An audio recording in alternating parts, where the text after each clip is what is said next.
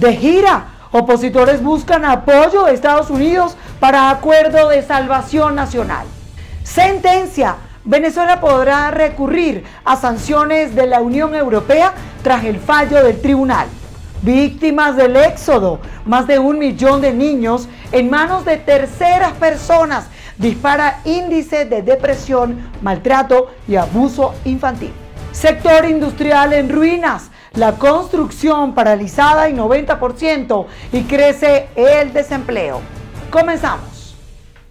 Saludos amigos, ¿cómo están? Bienvenidos a Noticias Impacto Venezuela de este miércoles 23 de junio del año 2021. A nombre de todo el equipo, a esta hora les saluda Carla Salcedo Flores. Comenzamos invitándoles a que se suscriban a nuestro canal de YouTube Impacto Venezuela. Recuerde siempre darle clic a la campanita para que usted pueda recibir todas nuestras notificaciones y YouTube les avise cada vez que subamos un nuevo video. Estamos listos para comenzar esta ronda de noticias. Una delegación de líderes de la oposición venezolana encabezada por Gerardo Blight se encuentra en Estados Unidos en el marco de una gira internacional en busca de apoyo al acuerdo de salvación nacional.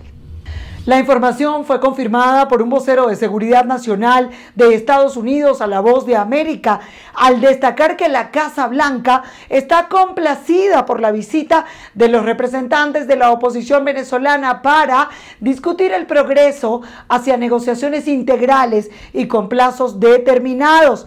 Asimismo, destacó la importancia de estos procesos con la administración de Nicolás Maduro, que conlleven a elecciones libres y justas. VOA informó que los opositores serán recibidos por la subsecretaria de Estados, Wendy Sherman, el jueves 24 de junio, una agenda que se está manejando de forma hermética. También se conoció que la delegación solicitó reuniones con otros altos funcionarios de la administración Biden, pero se desconoce si las mismas tendrán lugar. En un giro inesperado, el Tribunal de Justicia de la Unión Europea anuló este martes un fallo que negaba a la administración de Nicolás Maduro el derecho a cuestionar legalmente las sanciones contra al menos 50 altos funcionarios. El canciller chavista Jorge Arriaza lleva días pidiendo a la comunidad internacional que rectifiquen. Luego de considerar que Venezuela, o en este caso la administración de Nicolás Maduro, está efectivamente legitimada para impugnar un reglamento que establece sanciones en su contra, el Tribunal de Justicia Europeo anuló una sentencia del Tribunal General que le impedía a Nicolás Maduro ejecutar esta acción y solicitó a esta instancia que se pronuncie sobre el recurso de fondo. La decisión de la Corte se refiere a un recurso interpuesto por el madurismo el 28 de noviembre del 2019, en el que solicitaban la anulación de un reglamento adoptado el 13 de noviembre del 2017 por el Consejo de la Unión Europea de Medidas Restrictivas, algo que había sido negado por el Tribunal General el 20 de septiembre del 2019, tras dictaminar que Venezuela no había demostrado que las medidas en cuestión le afectaran directamente. A mi juicio, el que haya una decisión de un organismo de alzada en la Unión Europea no implica un cambio o un viraje en la manera en que desde Europa se afronta la crisis venezolana. La comunidad internacional sigue siendo enfática en que hay que buscar los mecanismos para una solución pacífica, lo menos traumática posible y lo más rápida para la situación venezolana, la insostenible situación venezolana. La Unión Europea ha sancionado a unos 55 altos funcionarios de la administración de Maduro con prohibición de viajar a Europa y la congelación de activos en su territorio al considerarlos responsables de violaciones a los derechos humanos y de haber socavado la democracia y el Estado de Derecho en Venezuela. Durante al menos 4 días consecutivos, el canciller Jorge Arriaza ha pedido que se levanten las sanciones. Ayer recordó que en plena pandemia hay $6.000 millones de Venezuela bloqueados en el exterior a causa de las sanciones, por lo que instó al presidente norteamericano Joe Biden a rectificar y restablecer una relación de respeto mutuo. El régimen insiste en el tema de las sanciones, pero las sanciones son de data reciente y la crisis ya tiene muchos años. Entonces termina siendo un argumento para generar lástima, para generar inquietud, pero la comunidad internacional insiste en que es la manera que va a seguir presionando. ¿Por qué? Porque es que son sanciones personalísimas las que se aplican en este caso. No es un bloqueo, un embargo como se hace con Cuba, sino se va directamente a personeros que puedan estar involucrados en violaciones a la democracia, en hechos que vulneran los derechos humanos y en mecanismos que menoscaban cualquier ejercicio de dignidad. El pasado jueves, el gobierno de Estados Unidos suavizó algunas sanciones económicas con la administración de Maduro y otros países para permitirles la adquisición de materiales relacionados con la pandemia del COVID-19, como vacunas, mascarillas, tanques de oxígeno o ventiladores. Mildred Manrique, Somos Impacto Venezuela.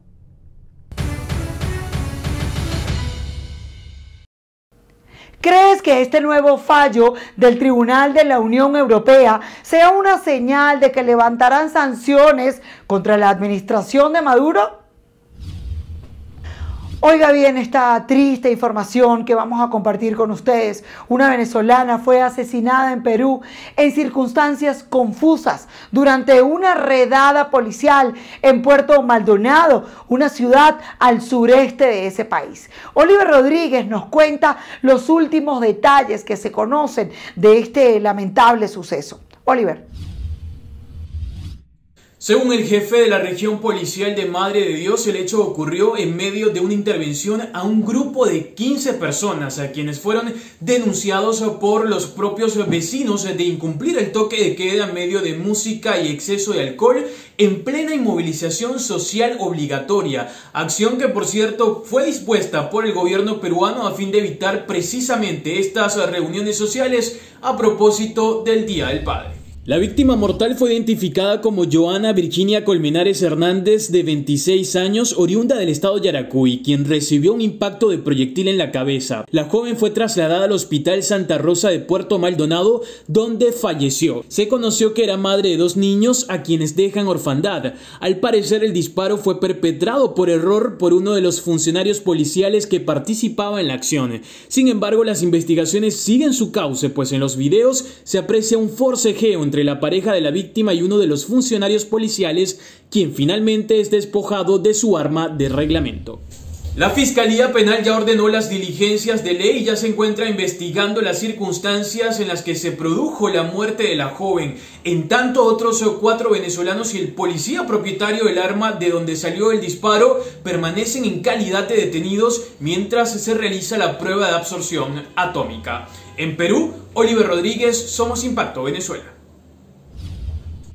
Según organizaciones defensoras de derechos humanos, el éxodo en Venezuela ha dejado más de 1 millón de niños en manos de terceras personas. Esto luego de la migración de sus padres. Además, ha disparado los índices de depresión, maltrato y abuso sexual, además de los suicidios en infantes y en adolescentes.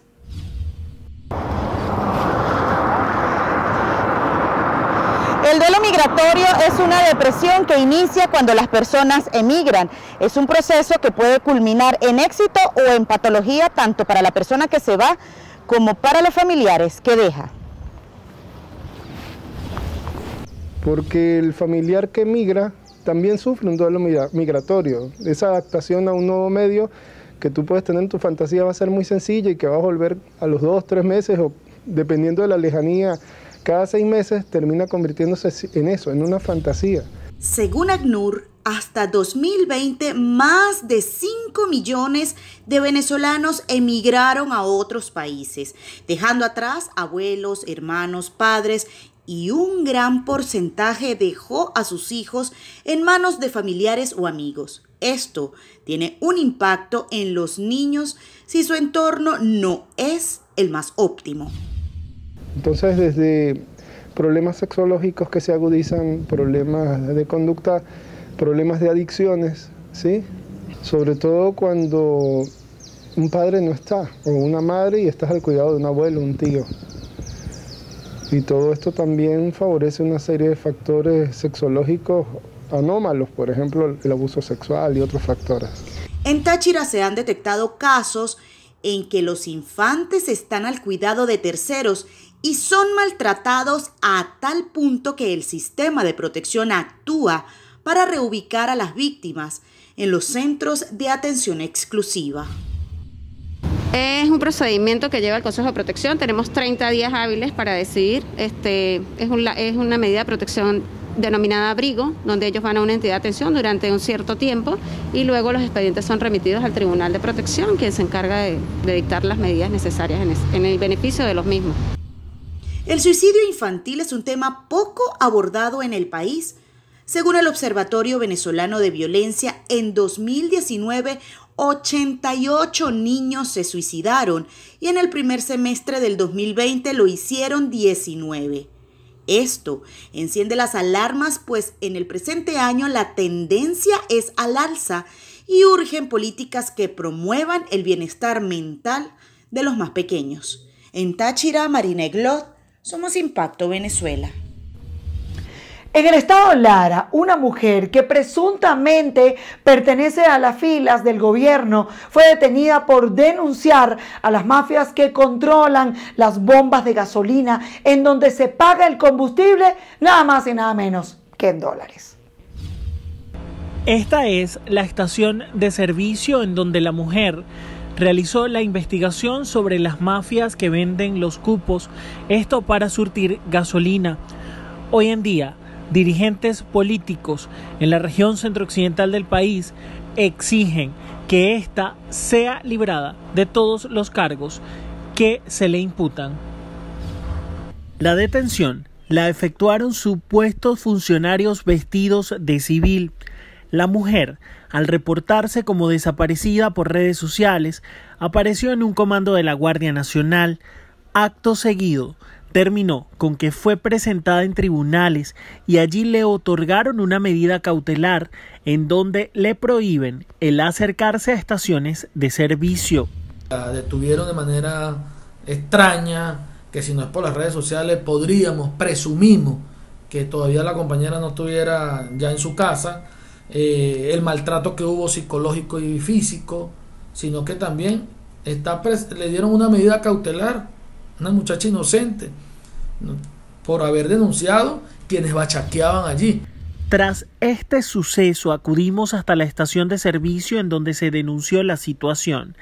Allí constatamos con los usuarios las irregularidades que ocurren desde las 4 de la mañana. Oiga bien, ¿cuánto tiene que pagar quien no hace la fila? Que puede tardar hasta una semana para un ciudadano común.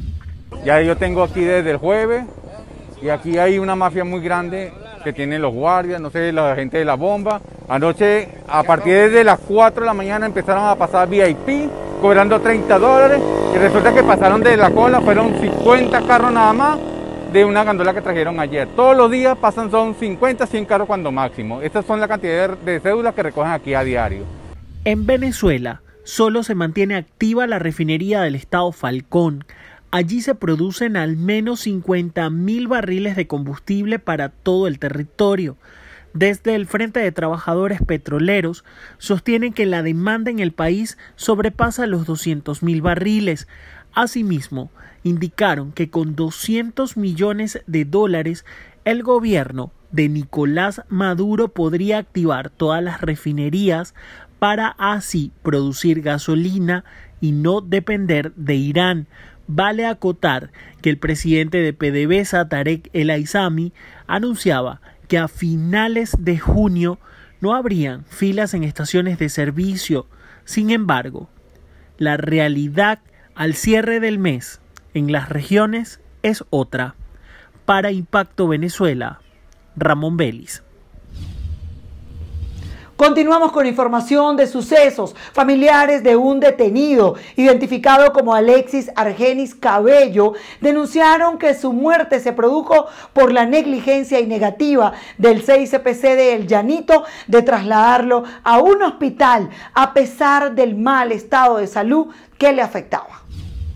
Alexis Cabello tenía 28 años de edad y 2 detenidos en esta comisaría ubicada al este de Caracas. Los familiares denunciaron que no fue trasladado a pesar de tener orden de hospitalización. Ya mi hijo partió. Yo lo que quiero es que hagan algo por los otros que quedan ahí. Ya mi hijo, bueno, no importa, ya mi hijo partió, pero quiero que por lo menos se aboquen de ayudar a los reclusos que quedan ahí. Porque ya llevan a los detenidos al hospital cuando ya no tienen ninguna manera de salvarse, por así decirlo, porque lo llevan cuando ya están a punto de morir. ¿Cuántas personas han muerto allí en los últimos días, según ustedes? Según lo que sea, aproximadamente como 5 personas en las últimas semanas. Alexis Cabello fue llevado finalmente al hospital del Llanito, donde murió. Paralelamente, otros familiares de los detenidos enfermos también elevaron sus denuncias. Tuberculosis. El hermano de ella estuvo con tuberculosis. Hay unas personas que tienen posibilidades de comprar medicinas, como hay otras que no tienen. Entonces, bueno, no lo sacan para el médico. Y entonces, bueno, esto para ver si buscamos una ayuda, que nos ayuden, porque de verdad no podemos hacer nada. ¿Por qué niegan tanto la posibilidad de salir, de que vayan a los hospitales, a que sean atendidos? Porque es un problema de salud. Sí, no sé qué pasa allá adentro, que no hable y hable, no hay posibilidad. A veces que lo sacan, a veces sí, a veces no. Otros familiares no se atrevieron a hablar por miedo, a pesar de la situación planteada por los familiares acerca de la presunta pluralidad de enfermedades en esta comisaría. Versiones de algunos familiares de detenidos, sin embargo, orientan en el sentido de que en efecto se hacen traslados a los distintos hospitales diariamente, mientras que versiones policiales hablan del cuidado que tienen a la hora de respetar tanto el derecho a la salud como los derechos humanos. En Caracas, Santiago Gutiérrez, Somos Impacto Venezuela. El sector industrial venezolano está en ruinas por la ausencia de políticas en materia de producción nacional, sin contar con el 90% de paralización de la rama de la construcción y una tasa que supera el 98% de desempleo. Hoy empresas como Sidor, Alcasa, Benalún, Ferrominera, todas las empresas básicas de Guayana, todo ese complejo metalmecánico e industrial que teníamos en el estado Bolívar, eso se acabó. Es un cementerio, son escombros lo que hoy día quedan de lo que fue la alternativa no petrolera desde el punto de vista económico en Venezuela. Eso se acabó definitivamente. Velázquez hizo hincapié en el desmoronamiento de la cuna del sector industrial del país en el estado Bolívar, del que dijo se quedó en ruinas gracias a la falta de una política que conduzca la economía y la producción nacional. Hoy por hoy, se lo digo con conocimiento y con mucha propiedad porque habito en uno de los estados industriales del país, el asiento de la industria pesada nacional, que es el estado Bolívar. Y le puedo decir que las consecuencias de una errática e inexistente política en materia de producción nacional, en materia económica, llevaron a la ruina lo que era el emporio industrial más importante de Venezuela, que eran las industrias básicas del país. Pero ese escenario, ¿en qué se traduce? En cifras alarmantes, 90% de paralización en el sector construcción y con ello 98% de desempleo al no haber fuentes de trabajo. Por ello, la solución es que se geste de una vez por todas un cambio en el modelo económico que genere confianza a través de la seguridad jurídica y que a su vez atraiga la inversión privada dentro y fuera del país. La construcción viene estando paralizado como hace ya aproximadamente unos 6 años. Tenemos ahora casi el 100% por la paralización de la industria, no solamente por la falta de material de la construcción y los altos precios de los mismos, sino también la pandemia se ha prestado para que el sector de la construcción esté paralizado. Nosotros hoy en día en Venezuela seguimos pasando el 1.800.000 personas desempleadas, muchísimos se han ido del país. La pandemia del COVID-19 sin dudas agravó este difícil panorama, lo que aceleró la fuga de la mano de obra nacional ante la falta de fuentes de empleo y con ello la caída en el sector. Desde Vargas a Mi Torres, Somos Impacto, Venezuela. Y escuche bien, Con cauchos viejos y escombros, una comunidad en el estado Carabobo construye un muro de contención para evitar que el río Cabriales acabe con sus viviendas, pues la ayuda gubernamental prometida nunca llegó. Lo que observan es el socavamiento causado por el río Cabriales acá en la comunidad Aquiles Nazoa, que ya destruyó, acabó con la vivienda de la familia Rivero, pero que coloca o están en riesgo otras 100 familias acá en este sector que tienen 5 años esperando por una ayuda gubernamental. Como aquí llueve, porque ese río se va a llevar un poco de gente. El señor Orángel, al igual que la familia Rivero, podría quedar sin vivienda en cualquier momento. El hombre de 72 años teme que el esfuerzo de toda una vida se reduzca a solo escombros. No te ves que esta casa no la ha tumbado porque el río no ha llovido. No ves que está por la mitad ya. Sí. Y aquí esta casa las ha tumbado. Aquí mira, fórmase, que no son mentiras. Mira, ve. Mira, aquí hay una, aquí hay desastre, aquí hay... Los niños, ¿cómo sacan los niños? ¿Cómo los van a sacar? Otros, como José, han decidido no esperar más por las promesas de quienes gobiernan. Junto a sus hijos inició la construcción de un muro. Usan cauchos viejos y bolsas de escombros para intentar impedir que lo peor pase. Por aquí se ve pues cómo está el restante del trabajo que yo he venido haciendo todos estos días. Un poquito en la mañana, un poquito en la tarde, voy cubriendo lo que es en todo el contorno de mi vivienda. Como observan allá al fondo, el muro de contención ya ha comenzado a ceder. Incluso donde estoy yo parado, fíjense donde estoy parado, ya parte del muro de contención está cediendo, lo que de alguna manera no garantiza, y es el temor que siente no solo el señor José y su familia, sino las más de 100 familias que bordean de alguna manera o tienen sus viviendas al borde de acá del río Cabriales, pues las fuertes lluvias continúan. Cualquier ruido ya uno se asusta, que parezca yo, que se ha caído, es horrible, es una zozobra constante. Cuando llueve es constantemente una zozobra. Esto es una zona de alto riesgo en estos momentos.